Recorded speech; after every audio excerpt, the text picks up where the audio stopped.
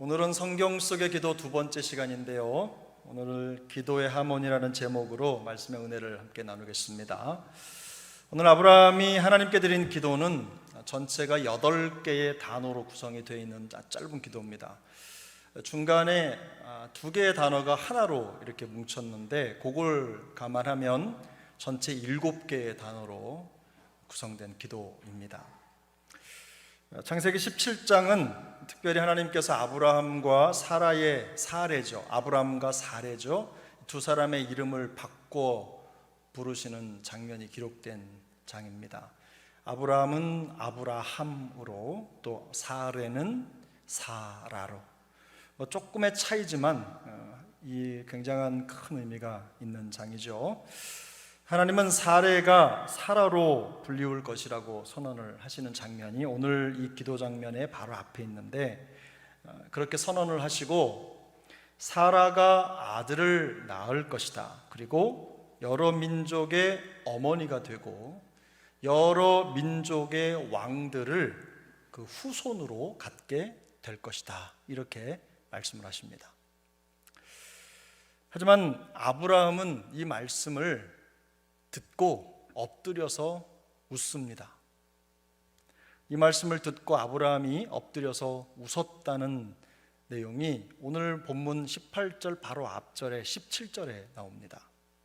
17절을 보면 아브라함이 엎드려 웃으며 마음속으로 이르되 백세된 사람이 어찌 자식을 낳을까?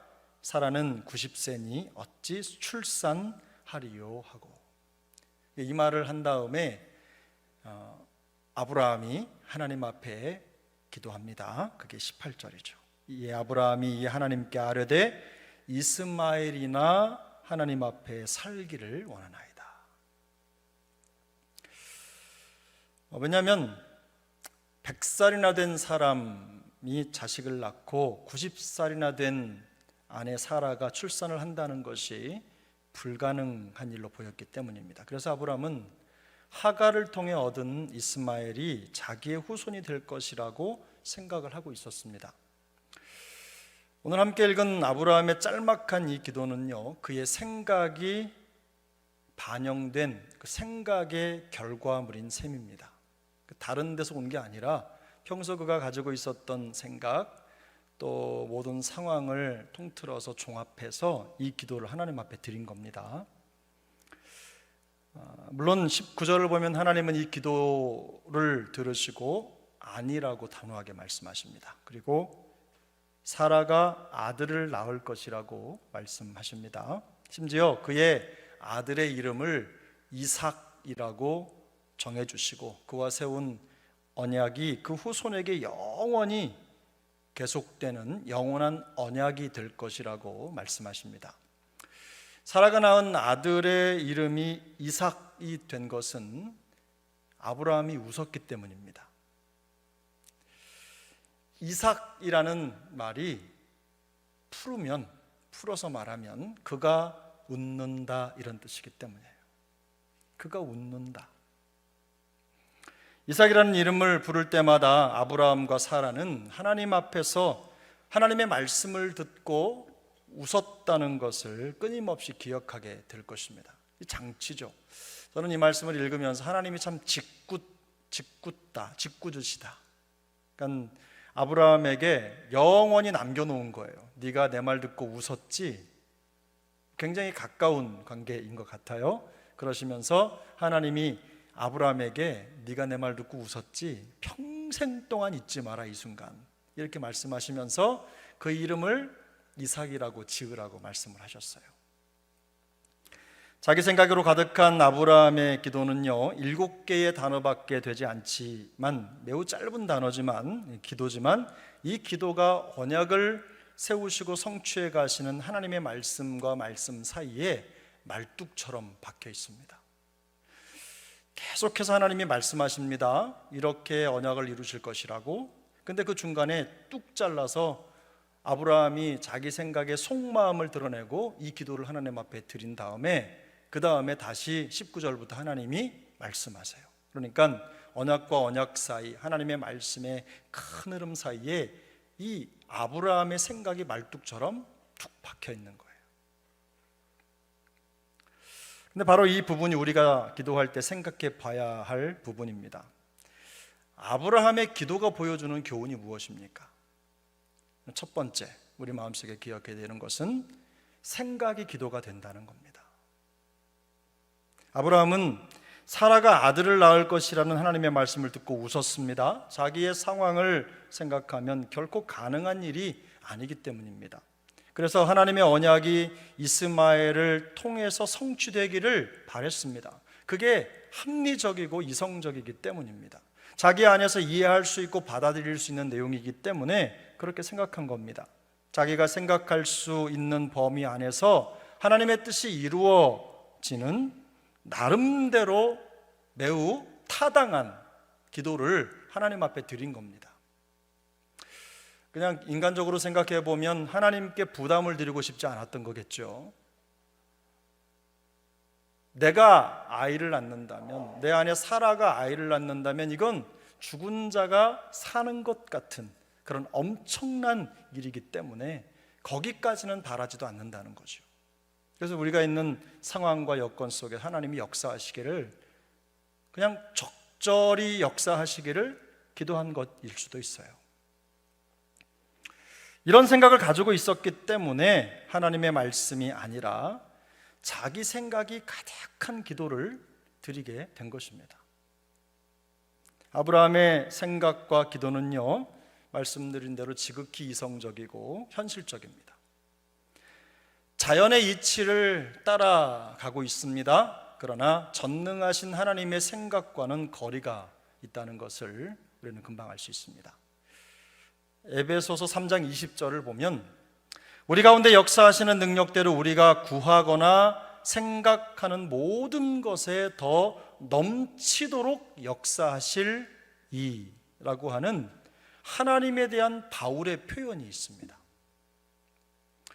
우리가 구하거나 생각하는 모든 것, 이건 뭐냐면 하나님의 일을 위한 재료가 바로 우리가 구하거나 생각하는 것이라는 뜻입니다. 그래서 하나님이 우리의 생각을 당신의 역사를 이루시는 일에 재료로 사용하신다는 말씀입니다.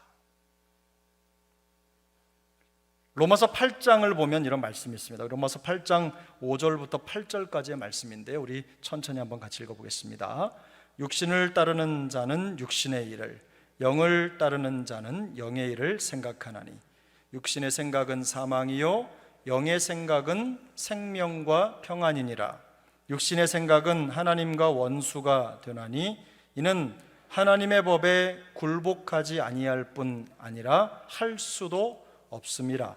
육신에 있는 자들은 하나님을 기쁘시게 할 수 없느니라. 아멘. 이 말씀에서 우리는 몇 가지 중요한 사실을 발견할 수가 있는데요, 생각은 우리가 무엇을 따르고 있는지를 보여주는 척도라는 겁니다. 우리가 가지고 있는 생각을 보면 그 사람이 육신을 따르는지 아니면 영을 따르는지 대번에 알 수 있습니다. 생각을 따라 하나님과 원수가 되기도 하고 하나님을 기쁘시게 하는 사람이 되기도 합니다. 나쁜 행동이 결과로 나타나야 하나님과 원수가 되는 게 아닙니다. 우리는 뭔가 드러나야 그게 죄라고 생각하는 통념이 있습니다. 그게 세상의 관점이죠. 세상의 관점이에요. 근데 우리 마음 안에서 일어나는 잘못된 생각이 이미 우리를 하나님과 원수로 만든다는 겁니다. 그러므로 우리의 생각이 우리가 드리는 기도의 방향과 내용을 결정하는 것입니다. 건강한 기도를 드리고 또 생명과 평안이 있는 기도의 사람이 되기 위해서는요, 평소 갖는 생각의 습관을 바르게 갖는 것이 무엇보다도 중요합니다. 생각이 기도와 삶으로 나타나기 때문입니다. 두 번째 교훈이 있습니다. 오늘 이 아브라함의 기도를 통해 얻을 수 있는 두 번째 교훈, 그 두 번째 교훈은 생각의 전쟁에서 밀리지 않아야 된다는 겁니다. 아브라함의 경우는 하나님에 대한 믿음이 자기 생각에 밀린 대표적인 예입니다. 우리가 믿음이 있어도 또 하나님이 원하는 생각이 있어도 결국 그게 우리 기도로 우리의 삶으로 드러나지 못하는 이유는 우리가 더 세기 때문에 그렇습니다. 우리 중에 믿음 없는 사람이 있습니까? 우리 다 믿음 있잖아요. 아멘이십니까? 다 믿음이 있어요. 그런데 왜 믿음대로 잘 되지 않느냐? 그 믿음이 우리 안에서 우리를 이기지 못하는 거예요.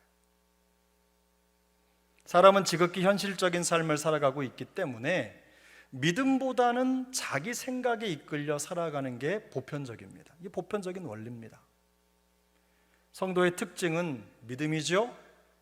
그런데 믿음보다 생각을 따라 사는 것이 다반사입니다. 믿음과 생각이 같다면 문제가 없습니다. 그러나 믿음과 생각이 다르다면 생각을 따라 사는 것이 불신앙이나 불순종으로 나타날 것입니다. 성경에는 생각의 전쟁에서 밀리지 않는 인물들, 그런 사람들에 대한 일화가 많이 기록되어 있죠. 그 대표적인 예가 골리앗을 대항하는 다윗입니다. 그럼 본문 사무엘상 17장 36절입니다. 사무엘상 17장 36절 우리 함께 읽겠습니다. 주의 종이 사자와 곰도 쳤은즉 살아계시는 하나님의 군대를 모욕한 이 할례 받지 않은 블레셋 사람이리이까 그가 그 짐승의 하나와 같이 되리이다. 사무엘상 17장 47절 말씀입니다. 또 여호와의 구원하심이 칼과 창에 있지 아니함을 이 무리에게 알게 하리라. 전쟁은 여호와께 속한 것인즉 그가 너희를 우리 손에 어떻게 하시겠다고요? 넘기시리라. 사무엘상 17장에 있는 장면인데 소년 다윗이 거인 골리앗을 만났을 때 그가 했던 말들입니다. 자세히 설명하지 않아도 다윗이 어떤 마음으로 그 싸움의 현장에 갔는지 우리는 이미 다 알고 있죠. 어느 정도는. 다윗은 평소에 자기와 함께하며 지켜주신 하나님께서 곰과 사자와 싸울 때 자기를 지키고 이끌어주신 하나님께서 자기 편이라는 생각을 갖고 있었어요. 믿음이죠. 그래서 골리앗과 싸울 때에도 똑같이 하나님께서 나와 함께 계시며 나를 위해 나 대신 내 편에서 싸워주실 것이라는 생각이 있었어요. 그걸 우리는 믿음이라고 얘기하지만 다윗은 머릿속에 그 생각이 돌아가는 겁니다. 여호와의 구원하심이 칼과 창에 있지 않으며 전쟁은 여호와께 속한 것이기 때문에 승패의 결과는 하나님이 결정하신다. 이게 다윗의 생각입니다. 이런 그의 생각이 용기가 됐습니다. 그리고 골리앗과의 대결을 두려움 없이 치를 수 있게 된 것입니다. 그렇다고 해서 무모하게 간 게 아닙니다. 자기가 할 수 있는 최선의 준비를 하고 자기가 할 수 있는 최선의 무기를 들고 그 싸움의 현장으로 나아갑니다. 사람의 생각대로라면 다른 모든 이스라엘 군사들처럼 다윗은 결코 골리앗을 대결할 수 없었을 것입니다. 골리앗과 싸울 수 없었겠죠. 그러나 땅과 하늘을 지으신 하나님, 그 하나님의 생각을 따라 나아갈 때 하나님이 그에게 승리를 주셨습니다. 다윗과 골리앗의 대결은 그 당시에 엘라 골짜기에서 이루어졌습니다. 블레셋 군대와 이스라엘 군대가 진을 쳤던 골짜기죠. 그 골짜기에서 싸움이 이루어졌지만 그것보다 먼저 생각의 전쟁이 다윗의 마음속에서 치열하게 일어난 겁니다. 다윗은 마음속에서 일어나는 생각의 전쟁에서 밀리지 않았습니다. 이성적이고 현실적인 생각보다 하나님을 향한 믿음이 압도적인 우위에 있었습니다. 사실 이런 도전은 늘 있습니다. 우리에게도 있죠. 성경에 보면 모세도 홍해 앞에서 이런 도전을 받았습니다. 생각의 도전을 받은 거죠. 시퍼렇게 살아있는 바다를 바라보면서 과연 이것을 내가 건널 수 있을까라고 하는 도전을 받는 거예요. 그 상황에 하나님의 말씀을 듣고 믿음으로 손을 들어 올릴 것이냐 아니면 주저앉을 것이냐는 다윗이 이 모세의 마음속에서 이미 결정되는 겁니다. 여호수아도 마찬가지입니다. 가나안을 들어가기 전에 요단 강가에서, 그리고 요단강을 건너서 그 여리고성, 그 무시무시한 여리고성 앞에서 여호수아는 생각의 도전을, 생각의 전쟁을 치러야만 했습니다. 사랑하는 여러분, 모세가 혹은 여호수아가 하나님이 말씀하셨기 때문에 그 길을 갔다고 하는 1차원적인 생각을 하시면 안 돼요. 우리는 더 확실한 말씀을 가지고서도, 그 말씀을 듣고서도 따라가지 못하잖아요. 그런 때가 훨씬 더 많잖아요. 성경 속의 인물들이 하나님의 말씀을 따라 걸었다, 하나님이 그에게 말씀하셨다라는 걸 일반적으로 생각해서 하나님은 지금 나에게 말씀하시지 않잖아요 라고 말할 수 없어요. 하나님은 더 확실하게 지금 우리에게 이 말씀을 주셨기 때문이에요. 예레미야 33장 3절은 이렇게 말씀합니다. 너는 내게 부르짖으라. 내가 내게 응답하겠고 내가 알지 못하는 크고 은밀한 일을 내게 보이리라. 우리 이 말씀을 같이 한번 읽겠습니다. 너는 내게 부르짖으라. 내가 내게 응답하겠고 내가 알지 못하는 크고 은밀한 일을 내게 보이리라. 아멘. 내가 알지 못하는 이라는 말은요, 개인적으로 경험해 보지 못한 이란 뜻입니다. 전혀 생각하지 못했던 이런 뜻이에요. 내 머릿속 생각에 들어있지 않은 그림이란 뜻입니다. 그런데 믿음으로 기도할 때, 하나님 앞에 부르짖을 때 하나님은 우리의 생각으로는 상상도 할 수 없는, 상상조차도 할 수 없는 일들을 행하신다는 말씀입니다. 믿음이란 그래서 하나님의 생각을 받아들이는 것입니다. 믿음이 좋은 사람은 다른 것으로 평가받는 게 아니라 하나님의 말씀을 여과 없이 받아들이는 것, 그게 그 사람의 믿음입니다. 불가능이 없으신 하나님께서 우리의 인생을 앞서 인도하실 것임을 전적으로 믿는 것입니다. 여러분 이거 믿으십니까? 특히나 골리앗, 홍해, 요단강, 그리고 여리고 같은 거대한 위기를 만났을 때 우리는 우리에게 집중되어져 있는 생각을 바꾸지 않으면 하나님의 역사를 보지 못합니다. 대부분의 사람들은요, 어려움을 만나면 환경에 환몰됩니다. 감정이 무너지는 거예요. 신앙 이성이 무너지는 거예요. 하나님의 역사를 볼 수 있는 믿음의 눈이 닫히고 맙니다. 너무 힘들기 때문에, 내 눈앞에 있는 것이 너무 크다고 생각하기 때문에, 내 힘으로는 안 되는 일이라고 생각하기 때문에 미리 접는 겁니다. 그래서 내 생각과 이성의 굴레 너머로 지나가는 하나님의 길을 생각할 수 있어야 되는 거예요. 광야의 길을 내시고 사막의 강을 내시며 새 일을 행하실 하나님을 기억하고 생각의 전쟁에서 밀리지 않아야 승산이 있습니다. 그러므로 여러분, 생각의 전쟁에서 밀리지 않기를 축복합니다. 아브라함이 100세에 얻은 외아들 이삭은요, 불가능을 가능케 하시는 전능하신 하나님의 생각에 나온 은혜의 작품이지요. 아브라함의 믿음을 통해 만들어진 결과가 아닙니다.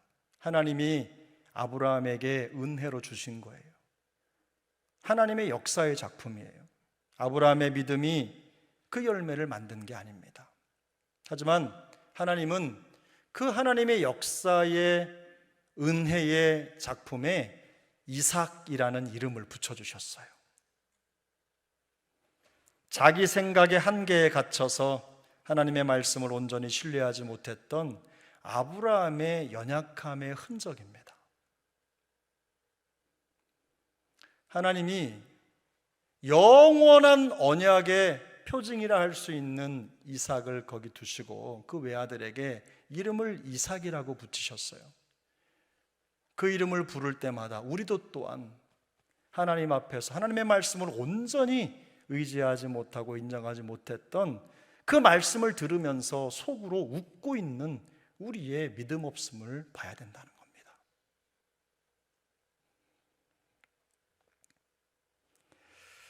이후에 이삭을 통한 하나님 경험을 통해서요, 아브라함은 자기 생각 너머에 있는 하나님의 생각에 더 집중하게 됩니다.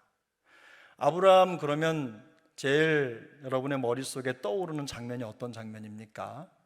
여러 가지 장면이 있겠지만 그 정수는 그래도 모리아산에서 이삭을 잡아들이는 모습 아닙니까? 근데 어떻게 아브라함이 그 하나님의 말도 안 되는 명령을 따라서 이삭을 데리고 이삭에게 나무를 지우고 그 산에 올라갈 수 있었겠습니까?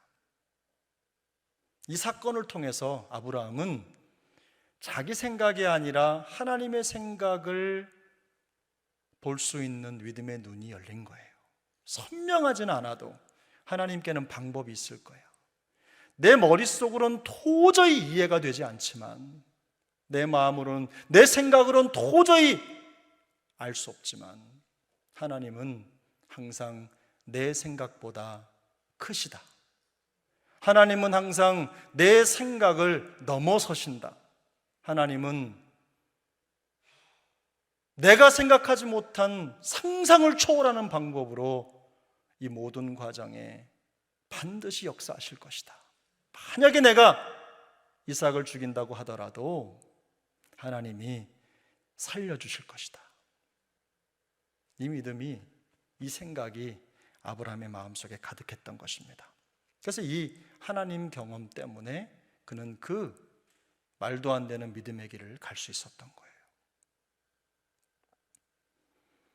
내가 다 이해하지 못해도 하나님의 생각을 따르는 것이 더 유익할 뿐만 아니라 옳은 길이라는 것을 깨닫게 된 것입니다.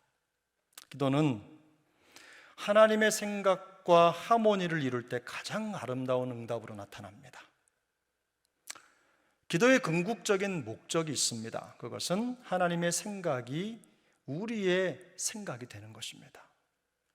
하나님의 생각에 우리의 생각을 맞추는 것, 그게 바로 기도의 과정입니다.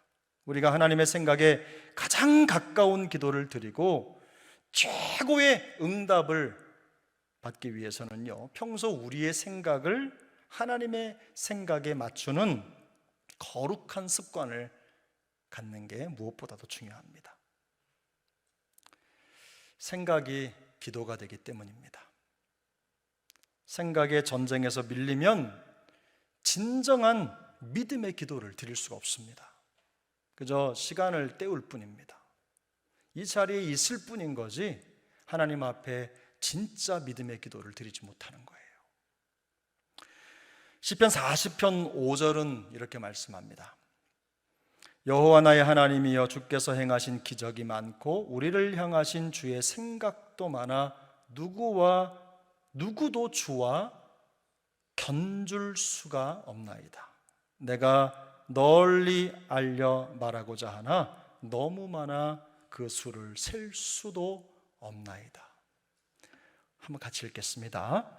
여호와 나의 하나님이여, 주께서 행하신 기적이 많고 우리를 향하신 주의 생각도 많아 누구도 주와 견줄 수가 없나이다. 내가 널리 알려 말하고자 하나 너무 많아 그 수를 셀 수도 없나이다. 아멘. 이것은 다윗의 고백입니다. 노래죠. 그는 자신의 삶 속에 펼쳐지고 있는 수많은 일들을 통해서 하나님의 생각을 다 이해할 수가 없었습니다. 우리도 그렇잖아요. 우리에게 일어나는 일들, 이런 거 저런 거 계산해 보면 이해되지 않는 일들이 참 많습니다. 그런데 그 많은 일들, 그런 일들을 보면서 하나님 어떻게 저렇게 하실 수가 있어요? 이런 기도가 아니라 하나님, 저보다 훨씬 더 많은 생각을 가지고 계시고 하나님께서 행하신 일들에 대한 수요가 너무너무 많아서, 그리고 생각도 너무너무 많아서 제가 다 헤아릴 수가 없습니다. 이 고백을 드리면서 이것이 하나님의 생각이 항상 그의 생각보다 높고 깊다는 것을 인정할 수밖에 없는 이유라는 것으로 고백하고 있는 겁니다.